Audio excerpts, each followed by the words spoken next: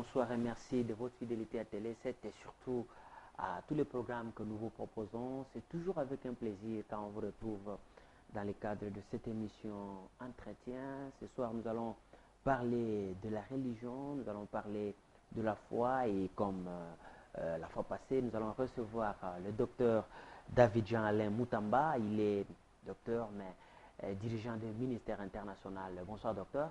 Bonsoir. Vous êtes, je viens de le dire, responsable du ministère international sur l'évangélisation. Qu'est-ce qu'on peut savoir d'emblée, parce que vous étiez là déjà le mois d'août de l'année passée, vous êtes revenu au pays, je précise que vous êtes congolais d'ici, maintenant vous êtes ici à Kinshasa, pour quelles raisons d'abord? Bien, je suis revenu suite à un travail que nous avions fait au mois de décembre à Lubumbashi. Donc là, avant d'être sur Kinshasa, j'ai fait un détour par Lubumbashi afin de pouvoir revoir les différents pasteurs, différents serviteurs de Dieu qui nous ont honorés de leur présence pendant la semaine d'école qui a été organisée par mon ministère. Donc là, je suis allé les voir, nous avons discuté et nous avons mis en place, je veux dire, nous avons lancé les préparatifs pour la seconde édition qui aura lieu courant juillet. Voilà, s'il faut toujours rappeler encore à nos téléspectateurs et surtout aux hommes de Dieu qui vous suivent, c'est quoi encore ce travail que vous faites avec les pasteurs à Lubumbashi, à Kinshasa bientôt? C'est quoi quelle est la quintessence de ce travail-là? Bien, je vais représenter ce programme qui s'appelle le Shalom Tour. Oui.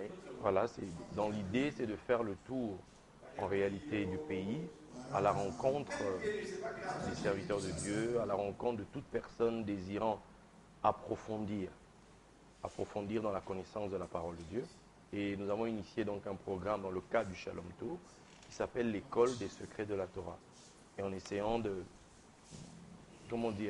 communiquer aux serviteurs de Dieu, d'apporter aux hommes de Dieu différents éléments qui pourront leur permettre justement d'être eux-mêmes édifiés avant d'édifier encore plus le peuple qui leur est remis, entre guillemets, sous leur responsabilité et leur direction. Et les secrets de la Torah, est-ce qu'on ne risque pas de vous accuser de prétention? Parce que c'est quoi le secret de la Torah, à votre avis? Bon, c'est la première fois qu'on me dise qu'on m'accuserait de prétention. C'est Oui. la première fois. Oui. La première fois. Vous savez, on ne donne que ce qu'on a. Oui. J'ai grandi dans la foi ici. J'ai été, comme je l'avais dit les fois précédentes,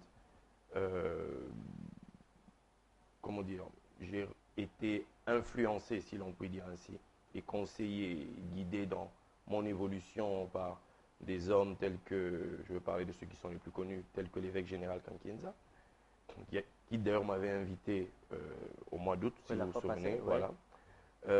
Donc j'ai grandi ici. Et les hommes de Dieu qui sont ici sont pour moi des modèles, ont été pour moi des personnes qui m'ont, qui m'ont servi de modèle et qui m'ont propulsé, qui m'ont poussé à avancer. Oui. Et le fait d'avoir reçu leur bénédiction m'a ouvert certaines portes. M'a ouvert certaines portes, entre autres celle-ci. C'est-à-dire que j'ai réalisé, par la grâce de Dieu, que la Bible que nous lisons, en fait, ça en fait tout le monde devrait le comprendre, la Bible que nous lisons a des origines, a des racines. Le Nouveau Testament par lui-même est écrit en grec, dans les textes originaux, mais ces textes écrits en grec ont un background hébreu. Il y a de l'araméen autour, mais il y a surtout l'hébreu, le texte hébreu, parce qu'il y a le peuple d'Israël qui est là. Vous prenez l'Ancien Testament est écrit dans les textes originaux en hébreu. Et si on ne fait pas l'effort d'aller vers les racines de cet arbre auquel nous avons été greffés par la foi en Jésus, on va rester dans la superficialité et on ne va pas dégager la force de ces éléments que nous transportons au quotidien, la force de ce livre que nous avons au quotidien. D'où, pour moi, d'avoir approché cette culture millénaire, cette culture si riche qui est la culture hébraïque, des Écritures en l'occurrence, j'ai appris qu'il y a tout un monde, tout un pan qui échappe au commun de mortels. On parle du secret en l'occurrence. Et pour moi, je ne prétends pas maîtriser tous les secrets, ça serait justement prétentieux, et même ça serait de l'orgueil et de la folie. Tout ce que je prétends faire, c'est d'apporter aux autres ce que moi j'ai reçu, leur partager cela. Parce que je sais, c'est que lorsque on partage ce qu'on a reçu, parce que l'autre en face de moi aussi est une créature de Dieu, est un appelé de Dieu, est un homme de Dieu, à son tour, je suis sûr, si c'est une bonne terre, cette faible semence qui est ma parole, qui est ce que j'apporte, pourra devenir un arbre fruitier chez l'autre. Pour ma part, ça s'est passé comme ça. Ce que je dégage aujourd'hui, il a fallu que je rencontre une personne un jour qui a aussi parlé, et après, j'ai suivi mon chemin. Et chacun de nous a un chemin à suivre. Chacun de nous a une quête à accomplir.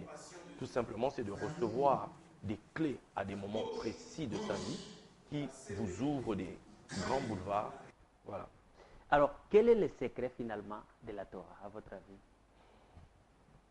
Ça, c'est une grande question. Je sais que vous allez réserver ça à ceux qui vont participer à ces semaines de manière succincte. Quel est le secret qui est caché dans la lettre? Il y a beaucoup. Oui.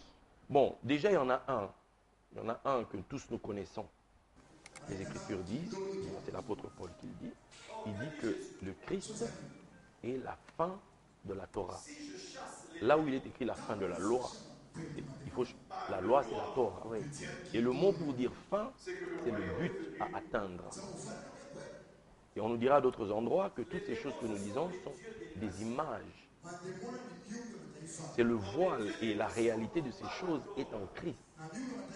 Donc quand je lis Abraham, quand je lis Joseph, quand je lis tout ce que la Torah dit de la Genèse jusqu'à Deutéronome, et vous y rajoutez les prophètes qui viennent parler justement sur les 5 livres, et vous y rajoutez les autres écrits qui eux aussi se rattachent aux 5 livres, parce qu'il faut savoir que le texte le plus sacré d'Israël, ce sont les 5 livres de Moïse.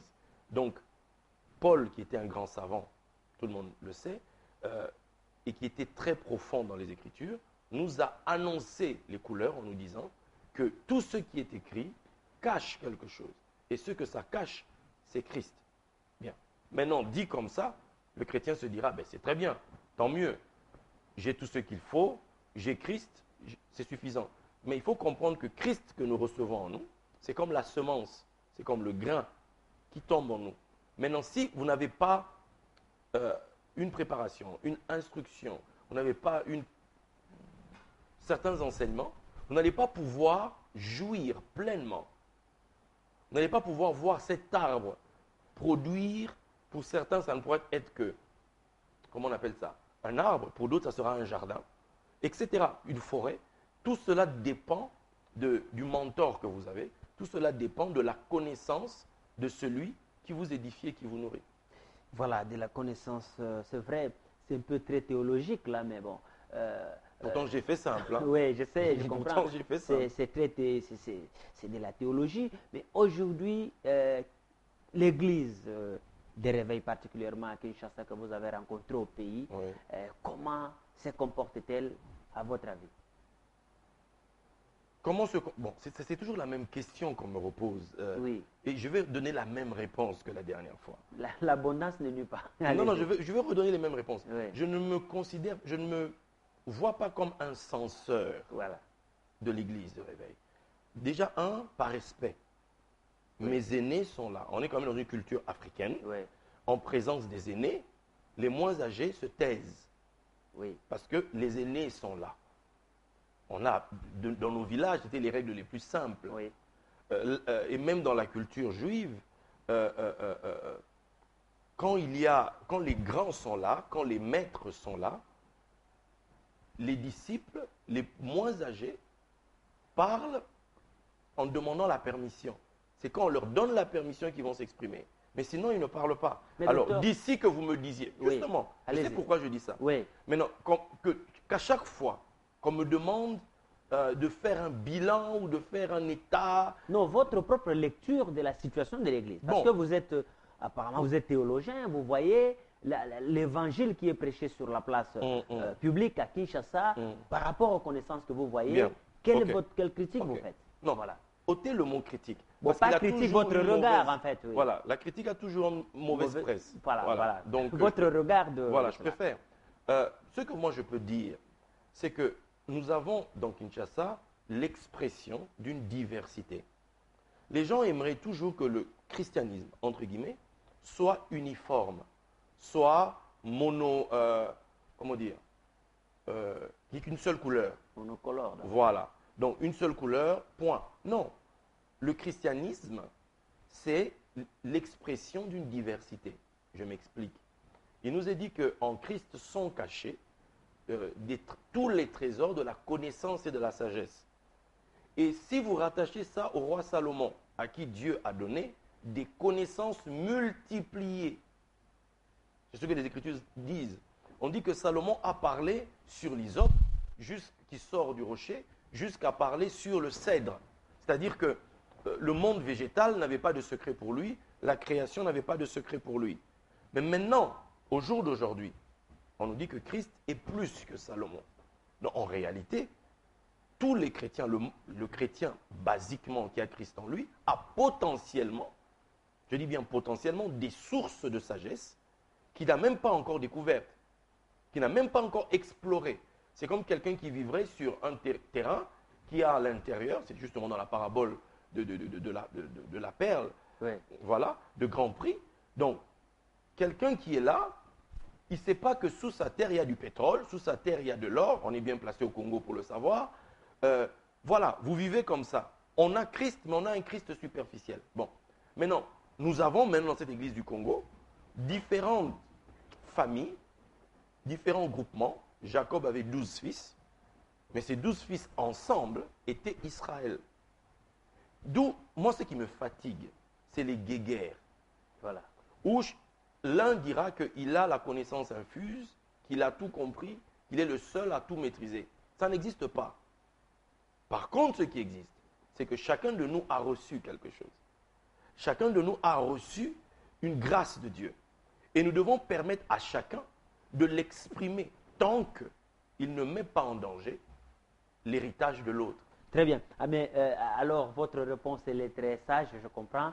Non. Ne dites pas que vous comprenez. Oui, parce que là, ça donne l'impression que je me débine, non, que je ne veux... Non, je comprends. Non, c'est pas ça. C'est mon regard. Justement, c'est ça votre regard. Mais aujourd'hui, vous avez dit quelque chose de très important. La guéguerre entre les hommes de Dieu. Oui. Et par rapport à cela, aujourd'hui, les églises sont en train de perdre en puissance dans notre pays, notamment les églises de réveil qui hier faisaient peur aux églises traditionnelles. Mais aujourd'hui, à cause de certaines, ce que je considère comme des travers, excusez-moi, entre parenthèses, l'église perd en puissance. Alors, lorsque vous organisez des séminaires ou des ateliers où vous réunissez des hommes de Dieu, quel type de conseils vous leur donnez? Bien, ce que vous venez, le constat que vous faites, je peux juste vous rassurer. Bon, je ne vois même pas en quoi ça, à quoi ça servirait, mais on le voit dans la Bible. Lisez les épîtres aux Corinthiens. C'était déjà des situations qui existaient au sein même de l'Église.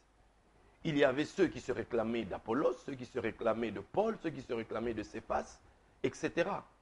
Donc, ça, c'est des situations qui ne sont pas propres à l'Église du Congo, à l'Église de réveil en l'occurrence.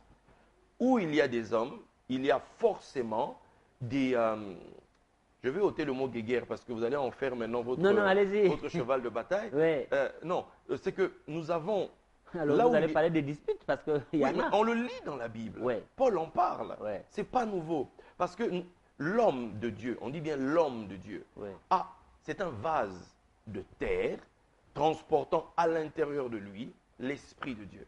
Et au fur et à mesure qu'il évolue dans sa marche, il va apprendre à fusionner les deux.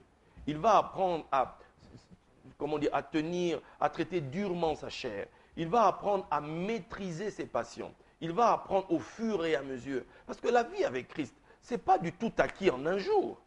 C'est en fait, vous recevez un pack que vous allez apprendre à découvrir au fur et à mesure de votre marche. Et il y aura des jours où, forcément, les gens autour de vous verront plus l'homme. Il y aura des jours où les gens verront plus Dieu.